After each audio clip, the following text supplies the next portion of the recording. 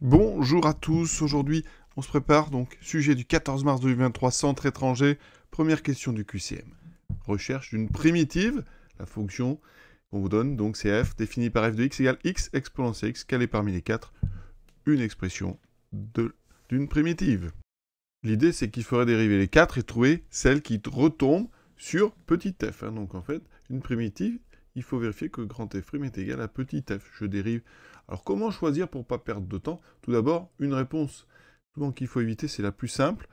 Le x carré sur 2 exponentielle x, c'est pour piéger les élèves qui pensent qu'en dérivant un produit uv, on tombe sur u'v'. Non, quand on dérive uv, c'est u'v plus uv'. Donc il y a peu de chances qu'en dérivant, et bien à la fin, ça donne donc la dérivée d'x2 sur 2, c'est 2x sur 2, c'est x. La dérivée exponentielle, c'est exponentielle. Il y a peu de chances que la dérivée de ceci donne x exponentielle x, puisque la dérivée, ici, on utilise une formule qui est fausse, donc interdit. Donc on va éviter de tester là, qui est certainement fausse.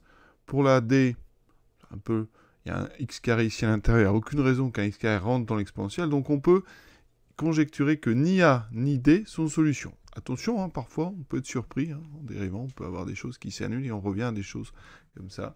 Donc, on va aller vérifier. Maintenant, il faut, parmi les deux autres, ça vous donne, on va en tester une. Alors, pour que les choses disparaissent et soient simples, il faut qu'un moins apparaisse. Donc, on va plutôt tester le b.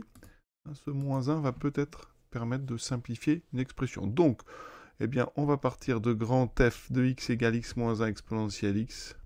Et on dérive avec la formule d'un produit, donc uv. Le u, c'est x moins 1. Le v, ce sera exponentielle x.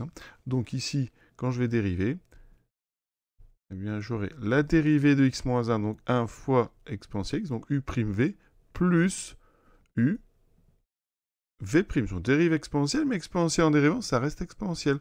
Donc après, regardez, on développe pour une fois exponentielle x plus x exponentielle x moins exponentielle x. Les exponentielles x s'annulent grâce à ce petit moins. On avait bien prévu le coup. Il reste x exponentielle x, il reste bien petit f de x. Donc pour tout x, c'est vrai. Donc la réponse, c'est effectivement la réponse B. On continue. À très bientôt.